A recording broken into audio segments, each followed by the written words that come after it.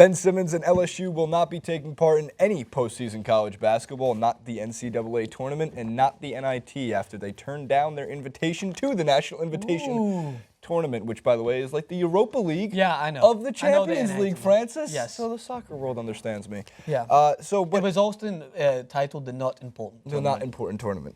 Yes, that's actually very true, at least compared to the big tournament. Yeah. So Ben Simmons is an interesting case because it's either going to go number 1 or potentially number 2 in the draft if Brandon Ingram for Duke goes literally insane in this tournament, a la Dwayne Wade from Marquette years ago. But most likely, Simmons is the number 1 overall pick. And what is interesting about this whole situation is that, for one, there was the rumored $100 million shoe deal around the corner for Ben Simmons, although there's been no proof to that. And then number 2, LeBron James's agent likely to sign this guy, or that deal's been in place for a year. We have 2 quotes, which we'll read in order, because it also has to do with some family ties. Simmons' older sister, Emily Bush, has been a marketing branding employee of Klutch, which is LeBron James' agency, since 2014. She is based in Scottsdale, Arizona. Her hiring came shortly after James and Paul started recruiting Simmons as a potential future client, continues to say later in the article via Adrian Wojnarowski. The arrangement from Klutch to represent Simmons has been in place for over a year, and agency papers to formalize the partnerships are expected to be signed soon because they legally can't. Until then, sources said Simmons will train in either Cleveland or LA in the pre-draft process, league sources said. Here's my problem with this. Why do we fake the idea of making Ben Simmons a student? He had to lie to a university for an entire year. Because you can't possibly look me in the eye and tell me that I firmly believe that Ben Simmons went to every single one of his classes, got A's on all of his papers, and all of that. Yeah, this it's hard to, like, you don't want to judge. It could have well been a focused student just as a backup, but you can't help. What's the point? Exactly, you can't help but state that there's always, like, how focused can you be when you know there's an end goal which isn't going to be as a direct result of college. Nonetheless, it's interesting to me when they're stating in that quote, James. I assume it's LeBron James, right? James. So that's interesting to me that he is playing a part in potentially recruiting a player to an agency that he probably has a stake in, right? So it's a good business deal. But also it's interesting how he's involved in his career. One thing I want to state is that I don't understand why players need agents, right? I do understand once you've made it into a certain league, you want to have your agent decide factors. But, like, when a draft process is, like, how much goes into your agent actually having that much involvement. Now, I understand the draft process is different. Certain teams will trade a draft pick for players, and it'll be adjusted. But because your rookie contract gets negotiated by your agent.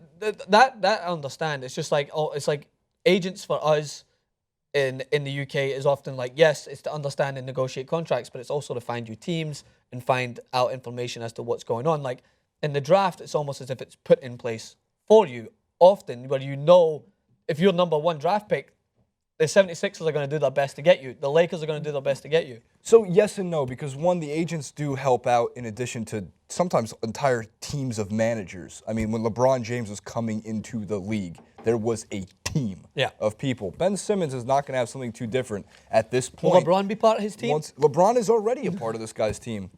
But they'll also help set up training camps where they'll be training, as you mentioned, Cleveland and Los Angeles, for the pre-draft process, what teams are going to be scouting out. And in Kristaps Porzingis' case, they also have to do, Porzingis told his agent, I don't want to go and play for the 76ers. Yeah. So you can't, as an agent, you cannot go to them and say, sorry, Porzingis will not play for you. Yeah. You cannot draft him. Technically, the 76ers could have drafted him. What your agent can do is some backdoor shite. They can go in and refuse to do workouts with a team. So Porzingis didn't work out with the 76ers, so they can keep information from you. And also, as our executive producer Dan mentioned, you're 19, you don't know anything. Yeah, I was just 18, you don't know anything. I wasn't asking the question as if to say, oh, I don't think they need an agent. I was just interested as to what role they play at that young age, right? Because most of the time, agents, in my realm of sports, world football, is they don't often come in until you've made it to that team, right? So, like, you're often scouted at a young age. Some players will have agents at a very young age when they're a specific talent, like Ben Simmons. But more often than not, you go to a team, and then your agent comes in when you're looking to negotiate contracts and move forward. But it's just interesting to me how it's involved. I'm really happy the selection committee didn't put LSU in the tournament, because if they would, it would have been entirely because of Ben Simmons and just to see him on a more national stage, which I get, but then fair is fair. Yeah, look, they already messed up with Syracuse being in the tournament, which obviously was, here's a handout. we want Jim Boeheim's orange in this tournament because it makes it a better tournament when teams like St. Mary's gets robbed of a bid, right? But when it comes to Ben Simmons, at least in LSU, some people I've been reading, at least even in our own comment section, I've been reading on forums on Real GM, college basketball forums, saying this is the worst move for Ben Simmons' career, not being able to play in the tournament. It's like, no. He should never have to be in this position in the first place because just like LeBron and Kevin Garnett, they can come out of high school. And something needs to be changed. Yeah. Ben Simmons isn't the only case of this. Let kids go from 18 in high school to the NBA.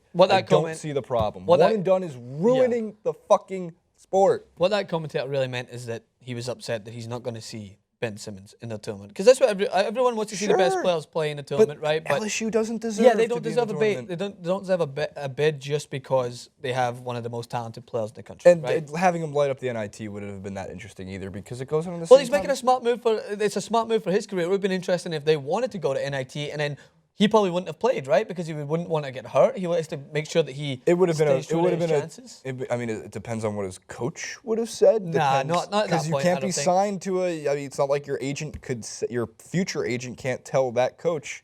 I guess without some backdoor shady shit. Some backdoor shady the way to shite, do which it. in this term means backdoor shady money. So comment below in regards to Ben Simmons and the future potential $100 million shoe deal and LeBron James's influence on young Ben Simmons coming into the league. Will he be the first overall pick? I know. Watch out for Brandon Ingram, though, from Duke. He could make an upset, at least at that, if he has a good tournament.